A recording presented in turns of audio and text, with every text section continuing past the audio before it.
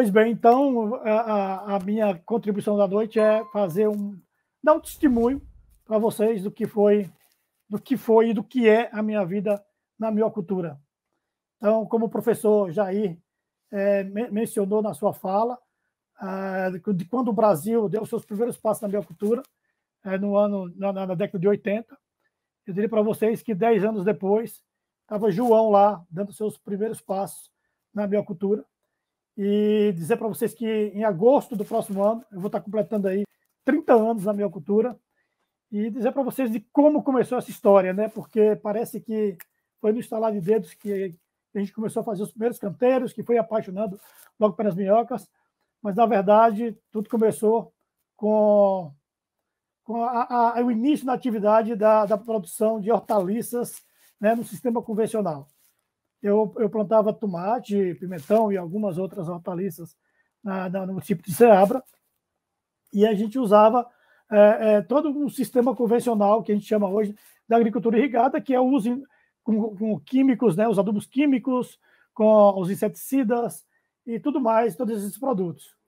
E aí a gente utilizava um processo de divisão de esforços, que era chamado de meieiros, né? Eu alugava a propriedade, fazia a alocação da propriedade e chamava os meieiros de determinada comunidade para usar a mão de obra, né? Entrar com a mão de obra. E aí eu fazia aquisição desses produtos, desses insumos, e entregava para eles produzir o tomate. E nesse processo de condução dessas lavouras, eu fui vendo quanto era cruel, quanto era terrível o uso desses produtos. A partir dos produtos da adubação, né, que era os adubos químicos dos seus formulados, as ureias da vida, né, e depois os inseticidas para matar os diversos tipos de pragas que apareciam principalmente na cultura do tomate. E o que eu mais sofria naquela época era a minha insistência com aqueles que dividiam comigo a atividade, a resistência de não usar os EPIs. Eu comprava os inseticidas e entregava para eles e dizia: precisa usar isso aqui, precisa usar dessa forma, precisa ter esse cuidado, precisa desse outro cuidado. E, pasmem os senhores, que daquela época, que foi na década de 90, início da década de 90, até hoje o comportamento é praticamente o mesmo. Ninguém se preocupa com coisa alguma com relação ao alto risco de intoxicação com esses produtos. Então, usava de todo jeito, aplicava de todo jeito, e aquilo me angustiava muito. Me angustiava porque eu não tinha coragem de comer do tomate que eu mesmo plantava. Eu não tinha coragem de consumir o pimentão que eu plantava. Porque quando eu via de forma assustadora que tinha nos outros e o comportamento daqueles que dividiam comigo a maneira com que lidava com os agrotóxicos, eu confesso para vocês que eu não tinha coragem. E lidava com um outro desafio muito grande, que era a questão dos atravessadores, das pessoas que compravam tomate. Você já tinha um problema com as intempéries, você tinha um problema das pragas e dos insetos que apareciam demais na lavoura, e você tinha um problema dos compradores, que muitas vezes chegava no momento que era a colheita do tomate e você tinha que vender de qualquer preço, você tinha que estar nas mãos dos atravessadores. Então, tudo isso era um desafio muito grande e que me deixava bastante chateado com a condução da atividade. E nesse processo todo, faz uma lavoura e vem outra em seguida, porque aquilo tem que ser feito um ciclo de produção para que você mantenha uma movimentação da sua atividade. Eu consegui, numa escolha que eu fiz de fazer 3 níveis de produção, o início, o meio e o fim da atividade, eu consegui me quebrar nesse negócio. Consegui me quebrar e tive que buscar uma alternativa de uma atividade que fosse a contramão desse processo que vinha desenvolvendo, que era a agricultura irrigada no sistema convencional. E aí, como eu era adepto de comprar muitas revistas da atividade rural, né, aquela Globo Rural, Manchete Rural, e dessas leituras eu acabei descobrindo os criadores de minhoca que tinha em Minas Gerais. E aí fui lendo e fui despertando interesse e vi que era através da minhocultura que eu tinha a possibilidade de buscar uma alternativa diferente. Então, com as pesquisas, com as leituras, eu iniciei na atividade. Isso foi em agosto de 92 que eu comecei a minha atividade na melhocultura. Então, vocês imaginem, eu estava numa região que não tinha nenhum tipo de cultura, nenhum tipo de hábito com aquilo que era orgânico, que era natural, tudo era em cima do convencional. E a comunidade da cidade de Ceabra e do entorno da Chapada Diamantina, ninguém tinha a menor ideia do que era humus, muito menos do que era minhoca. Os meus vizinhos do sítio ali, que era o João doido, o João maluco, que estava mexendo com minhoca, era uma gozação sozinha para o João. E eu tive que, de forma insistente, como sempre fui nas minhas atividades, apostar na atividade de melhocultura. Então, fui dando os primeiros passos. E confesso para vocês que não foi fácil, foi um desafio muito grande, porque achar comprador para as minhocas, achar comprador para o meu adubo, não foi uma tarefa fácil, porque todo mundo torcia o nariz, todo mundo não tinha interesse. Quando eu levava o adubo para algum ponto de venda, era daquele do tipo, deixa aí que se vender, tudo bem e tal. Então, eu tinha momentos que eu chegava no sítio de chorar. Eu caí no choro porque não via perspectiva, não via nenhum sinal que pudesse abrir as vendas do meu negócio. Até que um dia surgiu um jornalista que tinha um jornal regional, um jornal da cidade, circulava na região, jornal que muitas vezes noticiavam matérias pagas de prefeituras, né? Elevar o moral dos prefeitos da região com as obras que eles executavam. Então, os jornais se mantinham disso. E aí eu tive a sorte de que um jornalista de um jornal desse fizesse uma cobertura do meu projeto de melhocultura. Então, ele foi lá, colocou uma baita matéria no jornal dele. E eu sei que a partir desse jornal, a gente começou a botar debaixo do braço alguns exemplares e foi distribuindo esse material nas instituições, nas lojas. E eu sei que em seguida apareceu um segundo jornal local, fez também essa matéria, até que houve um interesse, a partir do Sebrae, que eu fazia muitos cursos, muitas atividades do Sebrae, eu consegui chegar através de um grande jornal da capital, que havia distribuição para todo o interior, e houve o interesse dos jornais, do primeiro jornal, fazer uma matéria com a minha atividade de melhocultura. E pasmem os senhores, que um jornal de grande circulação, hoje não circula mais, mas eles me colocavam na capa do jornal. Tinha a figura minha na capa do jornal. Eu me senti o Neymar da melhocultura, né? É o Edson Nunes aqui agora que está aparecendo aqui na melhocultura. E lá dentro do encarte do jornal, uma baita matéria inteira, com foto colorida, vocês imaginam. Lá para 94, por aí, 95, 96, mais ou menos, que surgiram essas matérias. E comparado com a internet hoje, você está bombando na internet aí, virando uma estrela naquela época, aparecendo em jornais. Aí foram jornais, apareceram hoje jornais de grande circulação, maior ainda, e comecei a vender minhoca para o estado todo da Bahia. Muita gente procurando para comprar minhoca. Eu ainda intencionava mais, que eu anunciava nos classificados dos jornais, e isso foi vendendo muita minhoca mesmo. Isso me deu um ânimo, me deu um gás na melhocultura.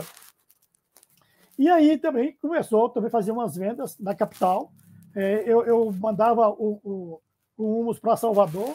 Tinha uma irmã que fazia as vendas, né? E depois eu mandava o caminhão de humus, colocava no depósito, ela fazia a distribuição desse humus em sacos de 50 quilos. E a gente atendia bem ali os hortos da capital, atendia bem os hortos que ficavam na região metropolitana. Eu sei que era um momento maravilhoso de vendas de humus em Salvador. Então, a cada 30, 45 dias, eu mandava 15, às vezes 16 toneladas de humus para Salvador.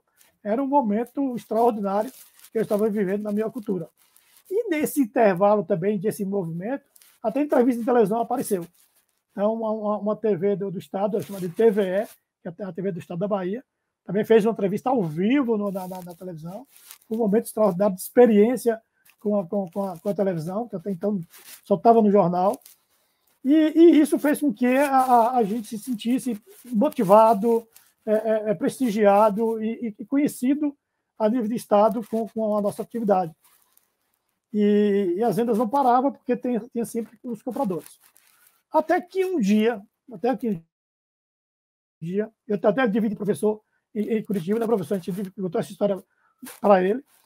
Até que um dia apareceu um representante de uma empresa que cuida das questões ambientais do polo de Camaçari, o polo petroquímico de Camaçari, uma empresa chamada Cetrel, e essa pessoa me procurou se eu tinha interesse de fazer vendas em larga escala para o complexo Complexo Sauípe, um complexo de hotéis que fica na Estrada do Coco, né, no litoral do estado, da região metropolitana, e que eles queriam adubar um campo de golfe. Imaginem vocês.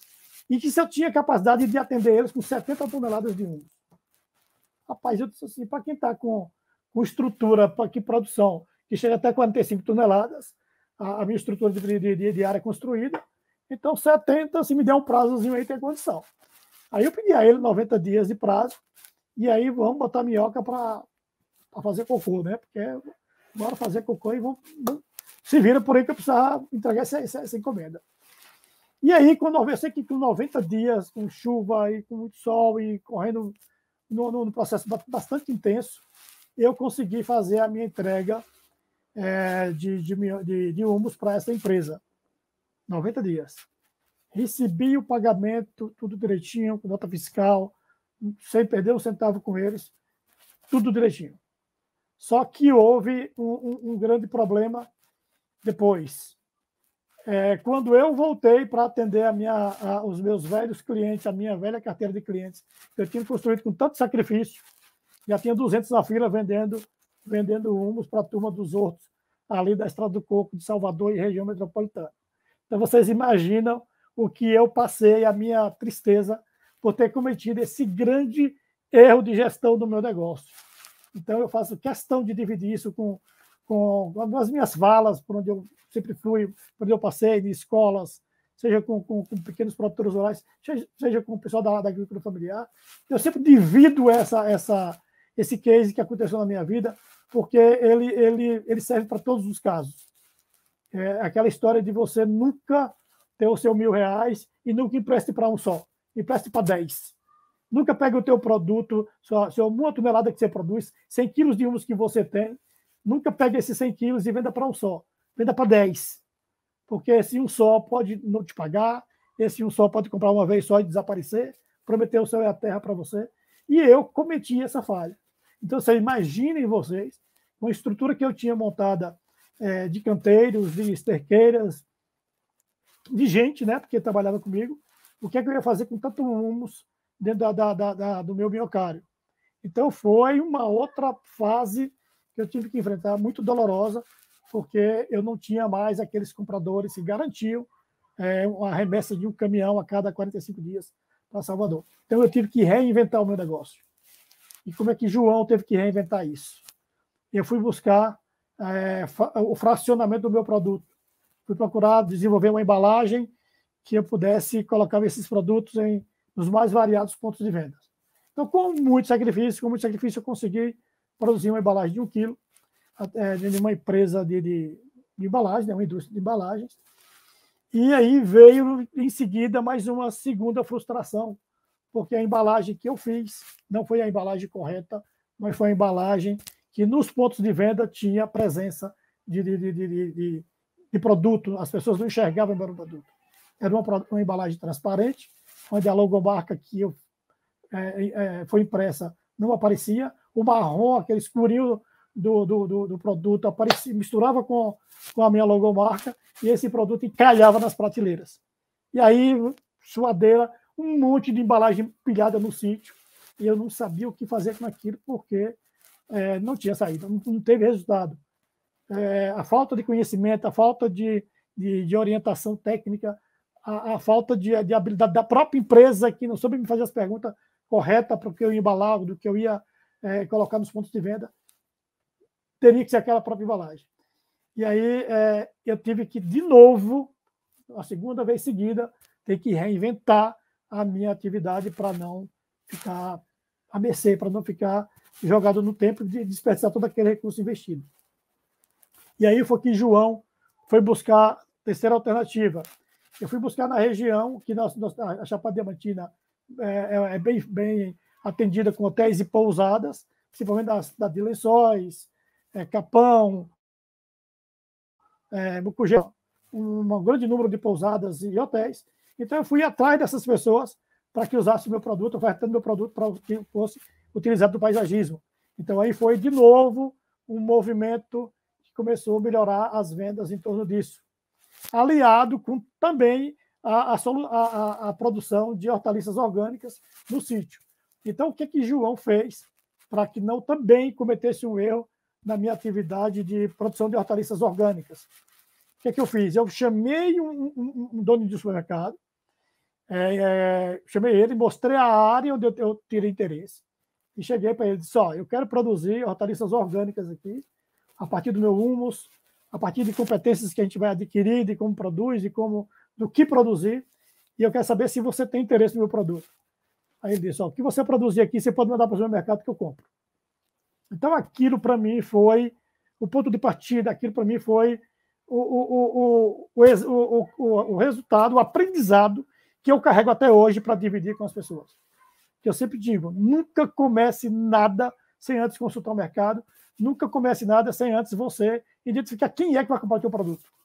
Então, todos vocês que estão me ouvindo aqui nessa noite, que são biocultores que, independente do tamanho, que seja no vermicompostagem no balde, que seja na garagem de casa, né, Vera? Vocês podem começar a pensar quem vai comprar o produto de vocês e vão atrás dele antes. Então, começa investindo em minhoca, em conhecimento, sem saber se tem alguém interessado no seu produto.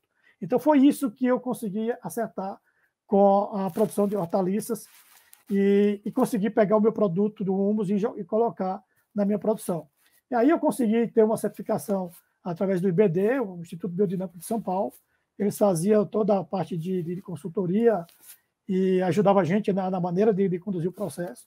A gente escolheu a linha da biodinâmica para poder fazer essas hortaliças. E durante 12 anos eu consegui produzir isso aí e atender no mercado da região da Chapada Diamantina, uma vez de outra mandando para Salvador. E foi me virando. E nesse período todo eu consegui sobreviver até que veio aí a pandemia e João teve que fazer uma série de escolhas para poder reinventar de novo a minha vida, deixando de lado uma série de atividades que eu vinha fazendo fora a biocultura para poder me dedicar exclusivamente à atividade de biocultura. Então, nesse período, eu consegui produzir uma embalagem com os erros que eu cometi, consegui aprender a desenvolver a embalagem correta, que é uma embalagem leitosa, uma embalagem de 1 quilo, que eu continuando do fracionamento, e a gente conseguiu expandir com a presença do produto, chamando a atenção dos consumidores, a gente conseguiu expandir numa série de pontos de venda o nosso produto, o nosso humus de minhoca, embalagem de 1 quilo, e hoje está bem posicionado no mercado por conta desses aprendizados que a gente teve, né? Com embalagem adequada, sabendo buscar os nossos clientes de forma convincente de que o produto era um produto que fazia a contribuição ao meio ambiente, que fazia a recuperação mental, que fazia você ter uma hortaliça orgânica dentro da sua casa, dentro do seu sítio, dentro da sua propriedade. E isso foi tomando espaço e a gente conseguiu estar bem posicionado no mercado. E também, junto com esse novo momento que a gente viveu, desse momento de pandemia também, veio um momento extraordinário que foi a gente descobrir outras formas de lidar com a adubação natural, de continuar com os adubos naturais, não só o adubo de minhoca, o humus de minhoca, mas com outras possibilidades que linkasse a minha atividade de minhocultura, que foi descobrir através dos adubos naturais de origem vegetal, animal e mineral, adubos que pudesse colocar no mercado e continuar batendo de frente com aquilo que era o convencional, que são os agroquímicos, que são os agrotóxicos, que a gente pode descobrir na natureza, elementos que atendam à necessidade de pequenos produtores, de pequenos pessoal da agricultura familiar, gastando pouco, produzindo seu próprio adubo, o seu próprio fertilizante, dentro da sua própria propriedade, e ter um custo baixo para que consiga ter uma rentabilidade diferenciada na produção agrícola de cada família, de cada pequeno produtor rural. Então, hoje, no sítio, não só de minhocultura, não só de venda de minhocas e de humus, a gente também tem na nossa carteira de produtos as nossas terra vegetal, né? Nós temos os nossos adubos minerais, que através de parceiros a gente consegue comercializar o pó de rocha, o calcário, né? A gente tem a vermiculita, que é um produto que vem de São Paulo, a gente consegue fazer esse fracionamento e atender também os nossos consumidores. E temos a torta de mamona, que a gente faz ele no fracionamento também de pacotinho de 1 quilo e consegue chegar nos lares das donas de casa com muita facilidade. Temos a torta de mamona e tem o nosso biofertilizante, que é tanto discutido no nosso grupo de criadores de minhoca, que é a utilização desse produto maravilhoso, que é do resultado da compostagem, que é o resultado do processo de umificação, né, pelas minhocas do esterco para o humus. Então, esse produto também eu consigo fazer um envase dele em garrafinhas de 1 litro, rotulo e coloco também nos nossos pontos de vendas. Então, eu consegui hoje estar focado no meu negócio da minhocultura e isso tem conseguido dar realmente uma movimentação bacana, um ganho financeiro que eu diria bastante animador, que a gente sabe que a gente pode conseguir avançar mais se a gente conseguir utilizar bem, principalmente as redes sociais, para conseguir alavancar nosso produto e conseguir chegar nas mãos do mais gente possível, né? Porque esse é o grande desafio, fazer com que mais pessoas possam comprar nossos produtos. E outro despertar que também fez com que meu negócio pudesse ser bastante diferenciado e melhorar bastante o posicionamento nos meus pontos de vendas, sem dúvida nenhuma, efetivamente, foi o meu canal. Colocar o canal da Minhoca, poder compartilhar todo esse aprendizado, todo esse conhecimento que adquiri nesses 30 anos, que vai completar agora, de atividade, foi um momento extraordinário na minha vida de poder dividir isso com muita gente. De fazer com que as pessoas, através do canal, desde o primeiro vídeo até alguns outros vídeos mais recentes, a gente consegue dividir esses conhecimentos, essas experiências, para evitar que as pessoas cometam os erros que João cometeu, às vezes façam investimentos que João fez, que podem ser dispensados na medida que cada um tem as suas limitações ou que tenha disponibilidade mais de recurso para poder definir a sua estrutura. Então, o canal veio para dar esse upgrade na vida das pessoas, dar para as pessoas a possibilidade de encurtar os seus caminhos e poder ganhar a sua facilidade de tocar a sua vida, a sua segurança financeira, através do canal da Minhoca. Você pode ter todo esse movimento. Então, hoje eu fico muito feliz de poder estar contribuindo, fico muito feliz de saber que foi por conta do canal da Minhoca que nós hoje temos esse grupo de criadores de minhoca. Manda aqui um abraço para cada um de vocês que estão nos assistindo, que vocês têm dado assim um ganho de motivação muito grande. Eu vejo o entusiasmo de Vera, eu vejo a motivação do professor, o D'Ambrosio, que está aqui, que contou essa história maravilhosa de vida, né, que é um exemplo para todos nós, para ser seguido, para ser compartilhado com outras pessoas. E tantos que estão aí insistindo, gente no Piauí, pegando esse solzão brabo, tendo que fazer um grande desafio para criar a minhoca numa alta temperatura, enquanto tem outro numa região muito fria.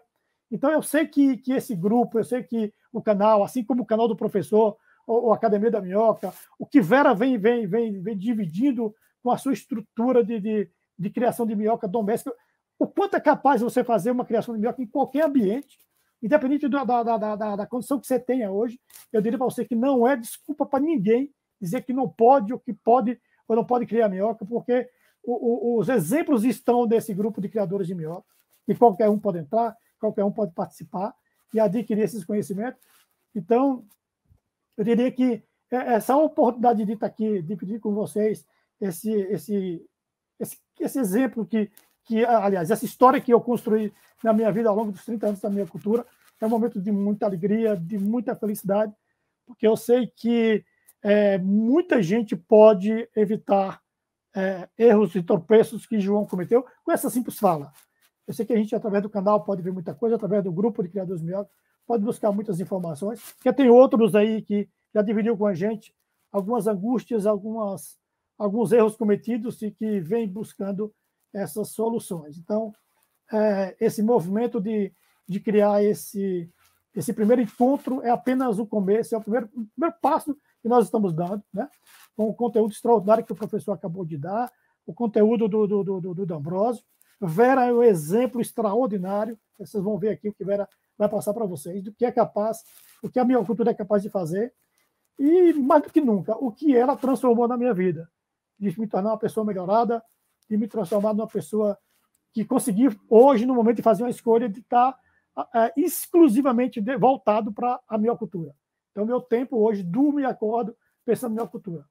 Então, quando estou no WhatsApp, ou é vendendo meu produto, ou é conversando com vocês, porque é um momento de extremo muito gratificante. É de uma relevância muito grande estar com vocês e poder estar contribuindo. Tá bom? Eu acho que a minha fala chegou ao tempo, que o nosso técnico daqui já está fazendo a cobrança.